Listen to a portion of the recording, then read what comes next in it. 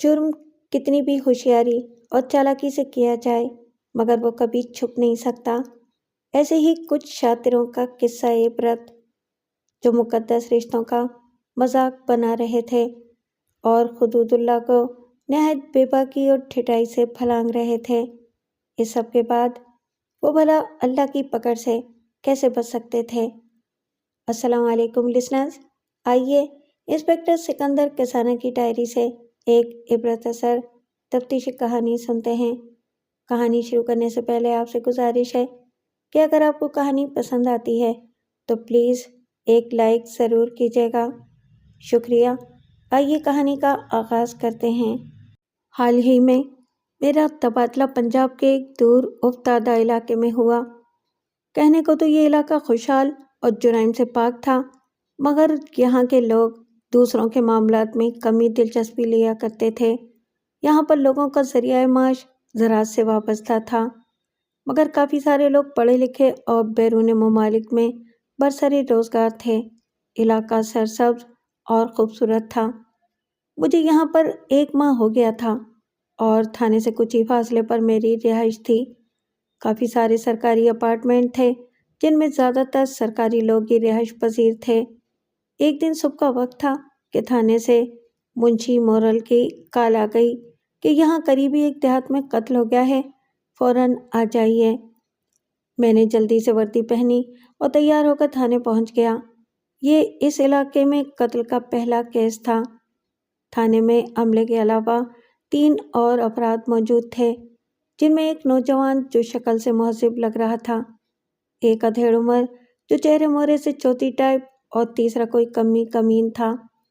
میں جیسے ہی اپنی نشست پر جا کر بیٹھا، منشی انہیں میرے پاس لے آیا۔ ادھیڑ عمر شخص نے اپنا نام وزیر خان بتایا، جبکہ نوجوان کا نام بابر تھا۔ انہوں نے بتایا کہ ہمارے گاؤں کے کھیتوں میں ایک آدمی کی لاش پڑی ہے جو انہی کے گاؤں کا ہے۔ میں نے ان سے مزید پوچھ تاچھ کی، مگر انہوں نے صرف اتنا بتایا کہ ہم نے لاش دیکھی ہے اور فوراً آپ کے پاس بھاگے چلے آئے ہیں، باقی آپ خود چل کر دیکھ لیجئے۔ میں نے اپنے عملے کے چند سپاہی ساتھ لیے اور ان کے ساتھ چل پڑا۔ وہ موٹر سائیکل پر آئے تھے، اس لیے ہمیں اپنی سرکاری گاڑی ان کی تائید میں چلانا پڑی۔ ان کا گاؤں شہر سے 25-26 کلومیٹر کے مسافت پر تھا۔ بہرحال کچھ دیر بعد ہم اس گاؤں میں پہنچ گئے۔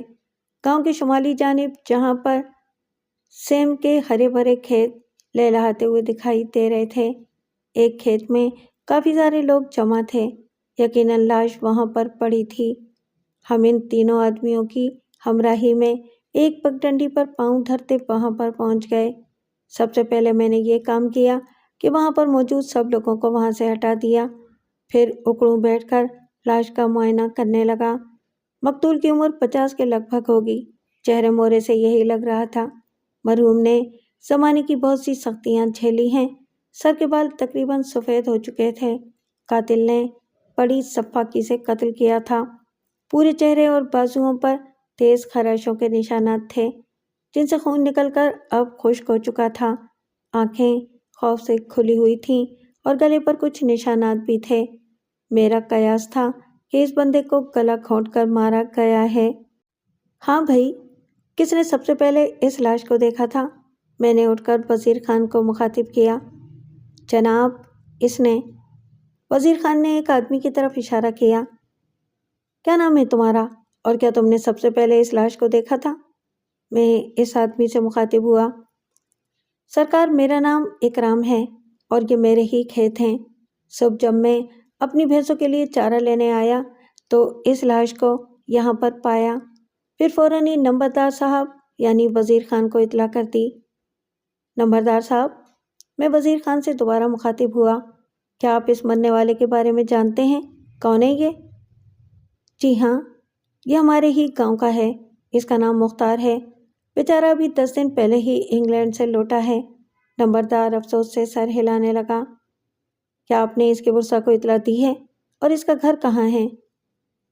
اس کا گھر دوسرے محلے میں ہے جی، اور ابھی تک اس کے گھر والوں کو نہیں بتایا گیا، ہم نے آپ کو پہلے بتانا مناسب سمجھا، نمبردار بولا۔ ٹھیک ہے، اس کے گھر والوں کو اطلاع کر دو۔ میرے کہنے پر نمبردار نے فوراً 2 بندوں کو روانہ کر دیا اور میں ایک دفعہ پھر لاش کی طرف متوجہ ہو گیا۔ لاش کے اطراف چند ایک عجیب طرح کے نشان تھے جنہیں میں ابھی سمجھ نہیں پا رہا تھا، مگر ایک بات میرے دماغ میں ضرور کھٹکنے لگی تھی۔ اگر قاتل نے اسے گلا گھونٹ کر مارا ہے تو خراشیں لگانے کا کیا مقصد ہو سکتا ہے؟ خراشیں بھی اتنی گہری تھیں جو عام انسانوں کے ناخنوں سے لگانا ناممکن تھا۔ کچھ دیر بعد مقتول کے گھر والے بھی آ گئے۔ آنے والی صرف 2 ہی عورتیں تھیں، ایک 25-26 سال کی جوان سالہ لڑکی اور دوسری 40 سال کے لگ بھگ عورت تھی۔ دونوں کی شکلیں ہو بہو ایک دوسرے سے ملتی تھیں۔ بادی نظر میں دونوں بہنیں ہی نظر آ رہی تھیں۔ وہ ایسے ہی روتی ہوئی آ رہی تھیں جیسے عام عورتیں بینڈ ڈالتی ہیں۔ میں انہیں روک تو نہیں سکتا تھا نا، مگر مجبوری کے تحت انہیں لاش کے قریب جانے سے فی الحال روک دیا۔ نمبردار نے بتایا کہ بس یہی اس کی بیوی اور ایک بیٹی ہے، باقی اس کا کوئی رشتہ دار نہیں۔ جب ان دونوں کا رونا دھونا کچھ کم ہوا تو میں نے انہیں تشفی دی اور کچھ سوالات پوچھے۔ کیا آپ کے شوہر کی کسی کے ساتھ کوئی دشمنی وغیرہ تھی؟ میں نے مقتول کی بیوی سے پوچھا۔ نہیں، وہ بہت شریف انسان تھے، ان کی کسی کے ساتھ کوئی دشمنی نہیں تھی۔ ویسے بھی وہ پاکستان میں کم اور انگلینڈ میں زیادہ رہتے تھے۔ عورت نے اپنے دوپٹے کے پلو سے آنسو صاف کرتے ہوئے کہا۔ آپ کو کسی پر شک ہے کیا؟ میں نے دوسرا سوال کیا۔ نہیں، ہمیں کسی پر کوئی شک نہیں، اس نے مختصر سا جواب دیا۔ اس کے بعد میں نے چند اور سوال کیے مگر کوئی خاص جواب نہ مل سکا۔ وہاں پر تمام لوگوں نے بھی اس بات کی تائید کی کہ مقتول مختار خان نہایت ہی شریف اور ملنسار انسان تھا۔ اس کی کسی کے ساتھ بھی کوئی عداوت نہ تھی۔ بیوی اور بیٹی کے علاوہ کوئی رشتہ دار بھی نہیں تھا جس سے جائیداد کا کوئی مسئلہ پیدا ہوا ہو۔ اس کے بعد میں نے اس کی بیٹی سے بھی کچھ سوال کیے مگر ایسا کوئی جواب نہ مل سکا۔ مگر نہ جانے مجھے ایسا کیوں محسوس ہونے لگا کہ یہ لڑکی رونے کی سر توڑ کوشش کر رہی ہے، یعنی دل سے نہیں رو رہی۔ یہ بھی ہو سکتا ہے کہ اس کا رونے کا ایسا ہی انداز ہو۔ بعد ازاں میں نے لوگوں کا بیان لے کر رپورٹ تیار کی۔ ان ماں جس کا نام نجمہ اور بیٹی جس کا نام نادیہ تھا، ان کا بیان بھی رپورٹ میں شامل کیا۔ تھوڑی دیر کی مزید کارروائی کرنے کے بعد لاش پوسٹ مارٹم کے لیے بھیج دی گئی۔ میں ایک بات جو کافی دیر سے محسوس کر رہا تھا، نمبردار وزیر خان مجھ سے کچھ کہنا چاہ رہا تھا مگر جھجک رہا تھا۔ میں نے اسے پاس بلایا اور کہا، جو بھی کہنا چاہتے ہو بلا جھجک کہہ لو۔ انسپکٹر صاحب، کیا آپ کو لگتا ہے مختار کا قتل کسی انسان نے کیا ہے؟ وہ کسی گہری سوچ میں ڈوب کر بولا۔ آپ کے کہنے کا مطلب کیا ہے؟ میں اس کی بات سمجھ نہ پایا تھا۔ یہ قتل ضرور کسی جن بھوت نے کیا ہے، ایسا قتل انسان نہیں کر سکتے۔ ہاں ہاں ہاں، جواب میں نے بلند کہا لگایا۔ نمبردار صاحب، آپ کس زمانے میں جی رہے ہیں؟ یہ جن بھوت کچھ نہیں ہوتا، سب گئے گزرے زمانے کی باتیں ہیں۔ ہاں، یہ کہا جا سکتا ہے کہ قاتل بڑا شاطر ہے، مگر یقین رکھیے وہ جلد قانون کے شکنجے میں ہوگا۔ آپ میری بات پر یقین کریں نہ کریں، لیکن پوسٹ مارٹم کی رپورٹ آپ کو سچ ضرور بتا دے گی۔ ایسی خراشیں کوئی انسان نہیں مار سکتا۔ اتنے لمبے ناخن تو صرف چڑیلوں کے ہی ہوتے ہیں۔ نمبردار اپنی بات پر زور دیتے ہوئے بولا، مگر میں نے اس کی بات کو نظر انداز کر دیا اور لاش والی جگہ پر پہرا بٹھا دیا تاکہ کوئی یہاں کے نشانات مٹانے کی کوشش نہ کرے۔ پوسٹ مارٹم کی رپورٹ نے جو انکشافات کیے تھے وہ میرے لیے حیران کن تھے۔ رپورٹ میں لکھا تھا کہ مقتول کو گلا گھونٹ کر مارا گیا ہے۔ جن ہاتھوں سے گلا گھونٹا گیا ہے نہ وہ انسانی ہیں اور نہ ہی کسی جانور کے۔ ناخنوں کی خراشیں بھی کسی انسان کی نہیں ہیں، اور مرحوم نے مرنے سے پہلے کسی خوفناک چیز کو دیکھا تھا جس کی وجہ سے وہ بے ہوش پہلے ہی ہو گیا تھا۔ رپورٹ پڑھ کر مجھے نمبردار کی سچائی کی تصدیق ہونے لگی، مگر میرا ذہن پوری طرح اس حادثے کو جناتی قتل ماننے پر تیار نہیں تھا۔ لہٰذا میں نے اس واقعے کی نئے سرے سے تحقیقات کرنے کی ٹھان لی۔ مقتول مختار خان کو اس کے آبائی گاؤں میں نماز جنازہ کے بعد سپرد خاک کر دیا گیا تھا اور چائے وقوع پر میرا پہرا اب بھی موجود تھا۔ سب سے پہلے میں نے امجد کھوجی کو طلب کیا۔ امجد کھوجی میرا پرانا شناسہ تھا اور اس نے بہت سے کیسوں میں میری مدد بھی کی تھی۔ وہ ایک ماہر کھوجی ہونے کے ساتھ ساتھ ذہین آدمی بھی تھا۔ میں اسے لے کر جائے وقوع والی جگہ پر پہنچا۔ میرے بندوں کا ابھی وہاں پر پہرا موجود تھا۔ میں نے ان سے پوچھا، کوئی ایسی ویسی بات تو نہیں ہوئی؟ انہوں نے کہا، کوئی خاص بات نہیں اور نہ ہی کوئی اس طرف آیا ہے۔ پھر میں نے اپنے کارندوں کو کچھ دیر کے لیے آگے پیچھے بھیج دیا اور کھوجی سے کہا کہ وہ اپنے کام میں مصروف ہو جائے۔ امجد کھوجی اپنے کام میں مشغول ہو گیا۔ وہ کھرا اٹھانے میں ماہر تھا، لیکن یہاں پر اس کے چہرے پر اضطراب کی علامتیں تھیں۔ وہ بار بار سر کو کھجا رہا تھا، پھر اٹھ کر میرے پاس آ گیا۔ کسانہ صاحب، میری سمجھ میں نہیں آ رہا، میں ان نشانوں کے بارے میں کیا کہوں؟ وہ واقعی کسی کشمکش میں تھا۔ کیا یہاں پر کوئی عجیب بات ہو گئی؟ میں نے استفہامیہ نظروں سے اس کی طرف دیکھا، ساتھ ہی میرے ذہن میں نمبردار کی جن بھوتوں والی بات یاد آ گئی۔ یہاں پر مجھے جن پیروں کے نشانات ملے ہیں وہ کسی انسان کے نہیں بلکہ کسی جانور کے بھی نہیں لگتے۔ تو کیا کسی جن بھوت کے ہیں؟ میں نے تمسخرانہ انداز میں کہا۔ ایسا ہی سمجھ لیجئے، یہ پاؤں کسی بڑی بلی کے مترادف ہیں، جن کی بناوٹ انسانی پاؤں سے بھی زیادہ ہے، جیسے کوئی بہت بڑی بلی ہو اور صرف 2 پاؤں پر چلتی ہو۔ ایسا کیسے ہو سکتا ہے؟ میری حیرانگی یقینی تھی۔ آپ خود چل کر دیکھ لیں۔ ہم دونوں اس طرف آ گئے۔ اکڑو بیٹھ کر جب اس نے مجھے وہ پیروں کے نشان دکھائے تو واقعی وہ انسانی پاؤں نہیں تھے۔ میں ایسے نشانوں کو دیکھ کر انگشت بدندار رہ گیا۔ میں نے اپنی سروس میں پہلی بار ایسا کیس دیکھا تھا۔ کچھ دیر دیکھنے کے بعد میں نے امجد کھوجی سے کہا، ان نشانوں کا کھرا اٹھاؤ اور دیکھو یہ کہاں سے آئے اور کہاں تک جاتے ہیں۔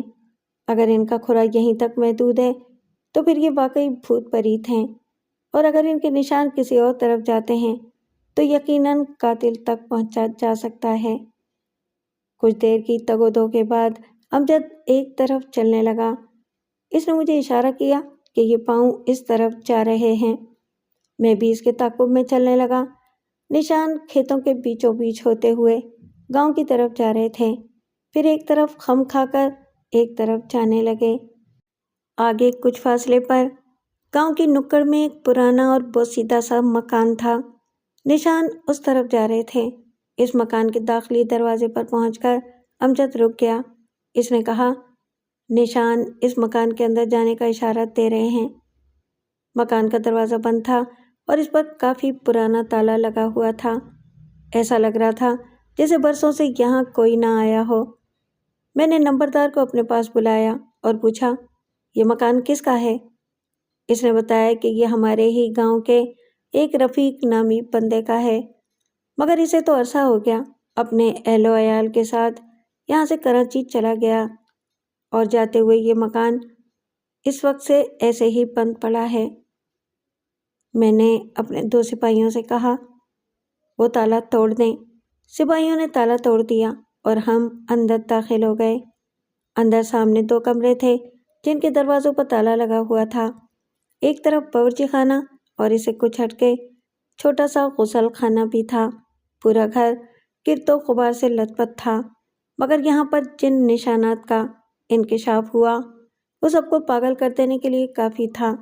کھیت میں تو صرف ایک ہی پنجو نما پیروں کے نشان تھے، لیکن یہاں پر 2 اور ایسے ہی نشان پائے گئے، یعنی کل ملا کے 3 تھے۔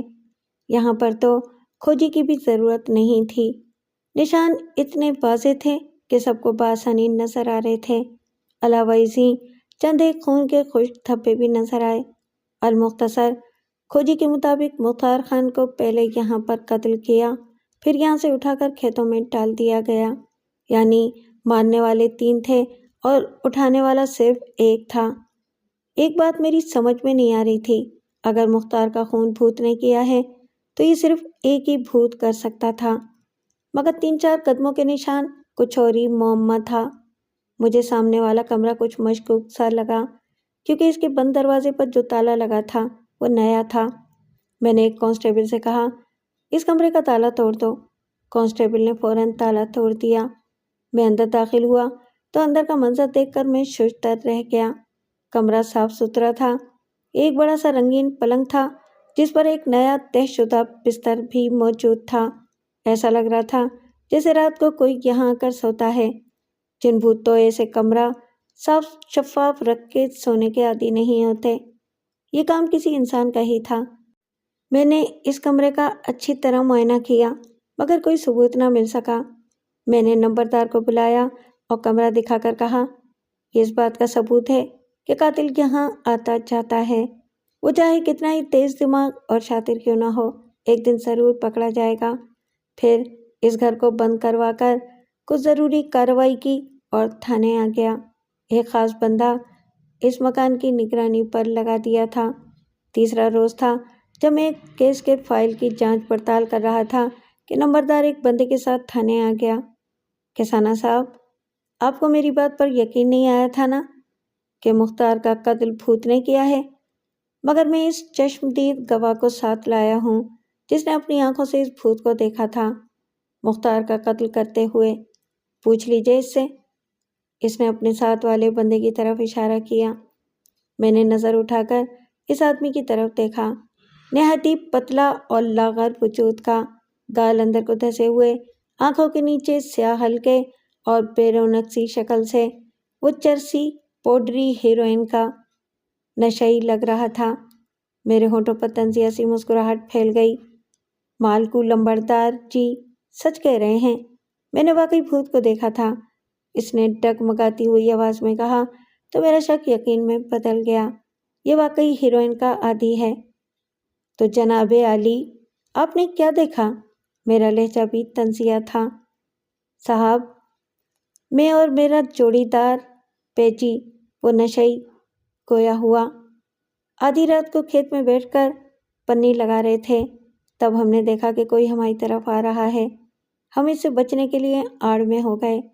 جب آنے والا ہم سے کچھ فاصلے پر آیا تو اس نے کندھوں پر کسی انسان کو اٹھا رکھا تھا۔ اس نے کندھوں پر اٹھائے ہوئے انسان کو نیچے پھینک دیا، پھر وہاں پر کھڑا ہو کر ادھر ادھر دیکھنے لگا۔ یقین مانیں صاحب، وہ کوئی انسان نہیں تھا، بھوت تھا۔ اس کی شکل نہایت ہی ڈراؤنی اور بدصورت تھی۔ ہاتھوں کے لمبے لمبے ناخن تھے اور شکل کسی بلی کی طرح تھی۔ اسے دیکھ کر ہم دونوں ڈر گئے اور خوف سے وہیں دب کے بیٹھے رہے۔ بھوت کچھ دیر وہیں کھڑا رہا اور پھر جس طرف سے آیا تھا اسی طرف چلا گیا۔ ٹھیک ہے، تم جا سکتے ہو، میں نے اس نشئی کو بھیج دیا۔ مجھے اس آدمی کی باتوں پر یقین نہیں تھا۔ نشے سے اکثر دماغ خراب ہو جاتا ہے اور اوٹ پٹانگ باتیں منہ سے نکلنے لگتی ہیں، لہٰذا میں نے اس کیس کو نئے طریقے سے ہینڈل کرنے کا سوچ لیا۔ میں دل و دماغ کی کشمکش میں پڑنا نہیں چاہتا تھا۔ پھر ایک دن میں اچانک ہی نمبردار کے گھر چلا گیا۔ وہ مجھے یوں دیکھ کر تعجب زدہ ہو گیا اور آنے کی وجہ پوچھنے لگا۔ میں نے اسے کہا، مجھے ابھی اور اسی وقت مقتول مختار کی بیوی اور بیٹی سے ملنا ہے، لہٰذا ان کے گھر جانا ہوگا۔ پھر میں نمبردار کے ساتھ مقتول کے دروازے پر کھڑا تھا۔ پہلی ہی دستک پر اس کی بیٹی نادیہ نے دروازہ کھولا اور مجھے یوں اچانک سامنے دیکھ کر اس کے چہرے کے رنگ بدلنے لگے۔ اس کے بعد نمبردار کے کہنے پر ہم بیٹھک میں آ کر بیٹھ گئے۔ کچھ دیر بعد دونوں ماں بیٹی میرے سامنے موجود تھیں۔ پہلے دن کی نسبت آج ان میں خاصا بدلاؤ تھا۔ دونوں سگی بہنیں ہی لگ رہی تھیں اور ہلکے بناؤ سنگار نے ایک دوسرے کو پچھاڑنے کی کوشش کی تھی۔ آپ کو یقیناً میری وجہ سے پریشانی ہو رہی ہوگی، میں ان سے مخاطب ہوا، مگر کیا کروں، ہمارا کام ہی کچھ ایسا ہے۔ پورے گاؤں والے اس بات کی شہادت دے رہے ہیں کہ مختار کو کسی بھوت پریت نے مارا ہے، لیکن میں دل سے زیادہ دماغ سے سوچنے والا انسان ہوں۔ دماغ یہ کہتا ہے کہ یہ بھوت پریت کچھ نہیں ہوتا، سب گئے گزرے زمانے کی باتیں ہیں۔ مجھے اس قتل کے پیچھے کوئی بہت بڑی سازش لگ رہی ہے۔ آپ دونوں ماں بیٹی اگر میرا ساتھ دیں تو میں اس قاتل تک پہنچ سکتا ہوں۔ میں نے باری باری دونوں کے چہروں کی طرف دیکھا۔ نادیہ کی حالت میں کچھ گھبراہٹ تھی، لیکن نجمہ مطمئن اور سپاٹ تھی۔ آپ کو ہم سے کیا مدد چاہیے؟ نجمہ نے سوالیہ نظروں سے میری طرف دیکھا۔ آپ کو کسی پر شک ہو یا پھر کوئی ایسی بات جو اس قتل سے منسوب ہو، آپ بلا خوف مجھے بتا سکتی ہیں اور میں یقین دلاتا ہوں قاتل کو جلدی پکڑ لوں گا۔ ہم نے آپ سے پہلے بھی کہا تھا ہمیں کسی پر بھی کوئی شک نہیں۔ بھوتوں والی بات بھی حقیقت ہو سکتی ہے اور بہتر ہوگا کہ آج کے بعد آپ ہمیں اس معاملے میں نہ گھسیٹیں۔ ہم پہلے ہی بہت پریشان ہیں۔ نادیہ سے ایسے جواب کی مجھے توقع نہ تھی۔ بہرحال مجھے غصہ بھی آیا لیکن برداشت کرنا پڑا۔ میں آپ کی پریشانی کو سمجھ سکتا ہوں میڈم، لیکن میرے لیے میری ڈیوٹی سب سے زیادہ اہم ہے اور اس کے لیے مجھے اگر 100 بار بھی یہاں آنا پڑا تو آؤں گا، پھر چاہے مجرم کتنا ہی شاطر کیوں نہ ہو، ایک نہ ایک دن میری گرفت میں ضرور آئے گا۔ اس کے بعد میں وہاں سے اٹھ کر تھانے میں آ گیا۔ نمبردار نے مجھے روکنے کی کوشش کی لیکن میرے ذہن میں اس وقت کچھ اور ہی چل رہا تھا۔ تھانے میں آ کر میں نے اس کیس کے منفی پہلو پر سوچنا شروع کر دیا۔ میری نظر میں نادیہ کچھ مشکوک سی ٹھہر گئی تھی۔ اب ان کی بھی ساتھ میں تحقیقات کرنی تھی۔ دوسرے دن میں نے نمبردار کو تھانے میں حاضر کروایا اور اسے کہا مجھے ایک نہایت ہوشیار اور چالاک عورت چاہیے جو پورے گاؤں کی خبر رکھتی ہو۔ نمبردار نے وجہ پوچھی مگر میں نے اسے ٹال دیا۔ تیسرے دن نمبردار ایک 50 سالہ عورت کو لے آیا جس کا نام سکینہ تھا، جو شکل سے ہی چالاک اور باتونیل لگ رہی تھی۔ میں نے اسے الگ کمرے میں بٹھایا اور کچھ پیسے دے کر پورا پلان سمجھایا۔ نجمہ اور نادیہ کی مکمل تفصیل اور ان کے گھر پر نظر رکھنے کو کہا اور ساتھ میں یہ بھی کہا کہ وہ صرف اکیلی آ کر مجھ سے ملے۔ چوتھے روز اس عورت نے آ کر کچھ باتیں مجھے بتائیں۔ ان میں ایک خاص بات یہ تھی کہ گزشتہ 1 سال سے ڈاکٹر سجاد نامی نوجوان نجمہ کا منہ بولا بیٹا بنا ہوا ہے اور اس کا ان کے گھر آنا جانا ایسا ہی ہے جیسے سگا بیٹا ہو۔ ڈاکٹر سجاد ویسے تو ساتھ والے گاؤں میں رہتا ہے مگر اس کا کلینک اسی گاؤں میں ہے جو مختار کے گھر سے کچھ ہی فاصلے پر ہے۔ میں نے اس ڈاکٹر سے ملنے کا پروگرام بنایا مگر ایک سرکاری ملازم کے روپ میں نہیں بلکہ عام مریض کی شکل میں۔ میں نے ڈاکٹر کے اوقات کا پتہ کیا اور تیسرے دن ایک مریض کی شکل میں اس کے کلینک میں چلا گیا۔ ڈاکٹر سجاد نہایت ہی خوبرو اور خوبصورت نوجوان تھا۔ کسی بھی عورت کا دل اسے دیکھ کر پگھل سکتا تھا۔ نجمہ اس کی منہ بولی ماں اور نادیہ بہن تھی۔ یہ رشتہ بڑا پاکیزہ اور عمدہ تھا، لیکن کبھی کبھی یہ ایسے رشتے کا پہلو اور بھی ہوتا ہے جو ہوتا کچھ اور ہے مگر نظر کچھ اور آتا ہے۔ تصویر کا دوسرا رخ بھی ہو سکتا تھا۔ میں اس کے کلینک سے سوچوں کا بے شمار ذخیرہ لیے تھانے میں آ گیا۔ سوچوں کا سمندر میرے ذہن میں موجزن تھا۔ پھر ایک فیصلے پر پہنچ کر میں نے ایک کارروائی کے لیے خود کو تیار کر لیا۔ دوسری ہی شب کوئی 1 بجے کے قریب جب پورا گاؤں خوب خواب غفلت میں تھا، میں نے چند سپاہیوں کو ساتھ لیا اور ڈاکٹر کے کلینک پر جا پہنچا۔ اس کے بارے میں نے نمبردار کو بھی نہ بتایا۔ میری یہ کارروائی اندھیرے میں تیر چھوڑنے کے برابر تھی۔ کلینک کے دروازے پر تالا لگا ہوا تھا۔ میرے کہنے پر ایک سپاہی نے تالا توڑ دیا۔ پھر ہم لوگ اندر داخل ہو گئے۔ اس کے بعد ہماری جامع تلاشی شروع ہوئی۔ یہ تلاشی ٹارچوں کی روشنی میں ہو رہی تھی تاکہ کسی کو اس کی بھنک نہ لگ سکے۔ کافی تلاشے بسیار کے بعد جو چیز ہمارے ہاتھ لگی اس نے تو میرا دماغ ہی چکرا کر رکھ دیا۔ ایک پرانے ڈبے سے جس پر تالا لگا ہوا تھا 3 عجیب و غریب چمڑے کے لباس برآمد ہوئے جو خوفناک و پراسرار سے تھے۔ کوئی انسان انہیں پہن لے تو واقعی بھوت پریت لگنے لگے۔ میں نے وہ تینوں لباس اپنی تحویل میں لے لیے۔ اس لباس کو دیکھ کر یہ تو عیاں ہو چکا تھا کہ مختار کا قتل ڈاکٹر سجاد نے بھوت بن کر کیا ہے تاکہ کسی کو اس پر شک نہ ہو۔ مگر لباس 3 تھے، اس کے مزید 2 اور ساتھی تھے۔ وہ ساتھی کون تھے اور مختار کا قتل کیوں کیا یہ تو ڈاکٹر سجاد ہی بتا سکتا تھا۔ اگلے دن میں نے کچھ سپاہیوں کو بھیج کر ڈاکٹر کو تھانے طلب کر لیا۔ سپاہیوں کو یہ بھی حکم تھا کہ وہ اگر آنے سے انکار کرے تو زبردستی اٹھا لائیں، لیکن ڈاکٹر آرام سے ہی تھانے آ گیا۔ میں نے اسے اپنے سامنے کرسی پر بٹھا لیا۔ ڈاکٹر صاحب، میں یہ نہیں چاہتا کہ آپ کے ساتھ کوئی ایسا ویسا سلوک کیا جائے، اس لیے بہتر یہی ہے کہ آرام سے بتا دیں کہ مختار خان کا قتل کیوں کیا ہے۔ ڈاکٹر کا رنگ پھک ہو گیا اور وہ ادھر ادھر دیکھنے لگا، پھر بولا، میں اس کا قتل کیوں کروں گا؟ یہی بات تو میں بھی جاننا چاہتا ہوں، آخر تم نے یہ قتل کیوں کیا؟ میں نے سپاٹ لہجے میں کہا، میں نے کسی کا قتل نہیں کیا۔ اس نے یہ الفاظ بڑی مشکل سے ادا کیے۔ دیکھو، میں ابھی تمہیں پیار سے کہہ رہا ہوں، ورنہ یہاں تو مردے بھی بول پڑتے ہیں۔ خیر، میں تمہیں کچھ دکھاتا ہوں، شاید تمہیں کچھ یاد آ جائے۔ میں نے وہ خوفناک لباس اس کے آگے رکھ دیے۔ ان لباسوں کو دیکھ کر ڈاکٹر کی آنکھیں حیرت سے پھٹی کی پھٹی رہ گئیں۔ یہ آپ کو کہاں سے ملے؟ بمشکل وہ بس یہی بول پایا۔ تمہارے کلینک سے۔ اب اچھے بچوں کی طرح سب کچھ ٹھیک ٹھیک بتا دو۔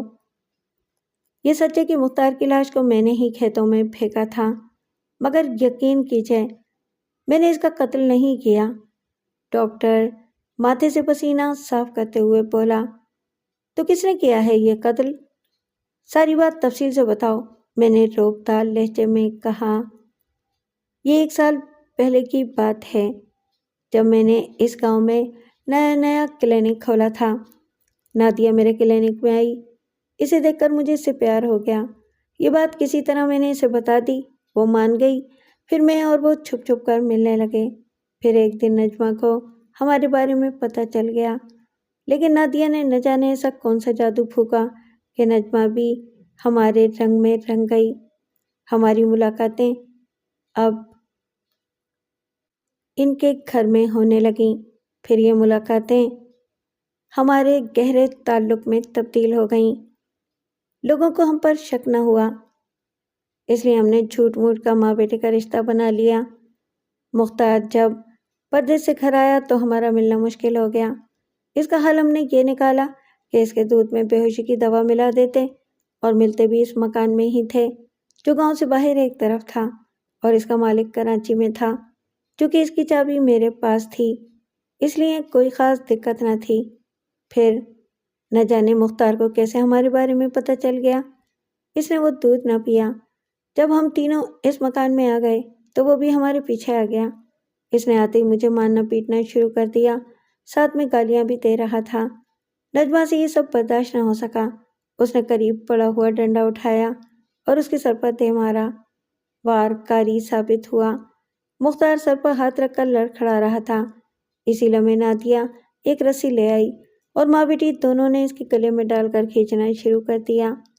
مختار تڑپنے لگا، لیکن رسی کی گرفت کافی مضبوط تھی۔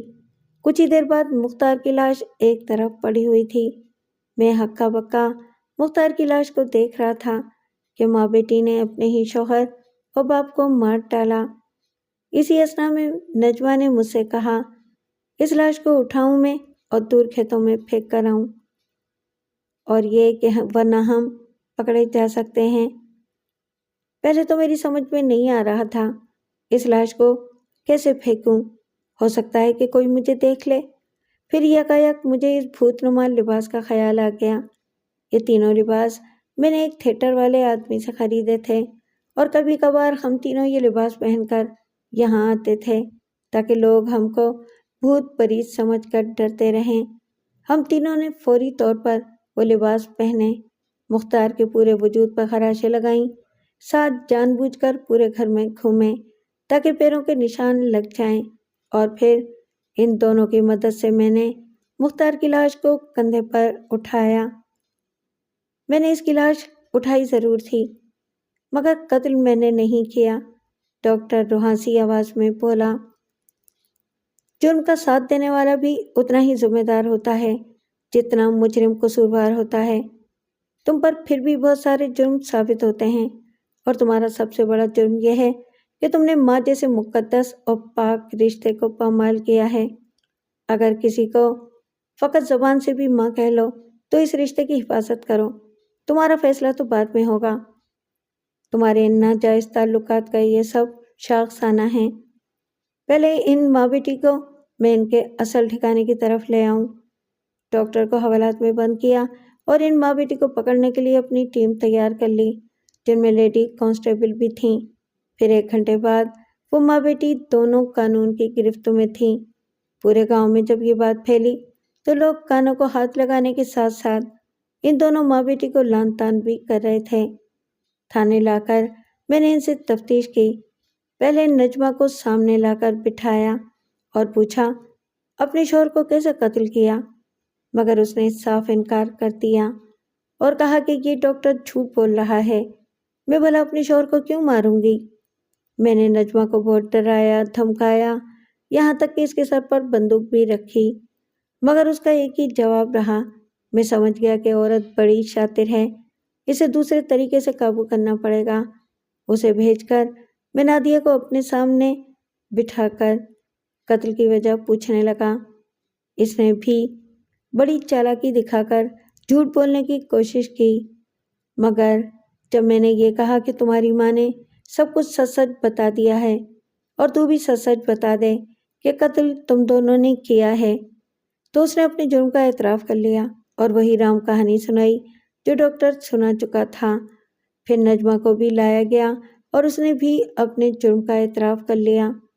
دونوں ماں بیٹی کو عمر قید اور ڈاکٹر کو 10 سال قید با مشقت کی سزا سنائی گئی۔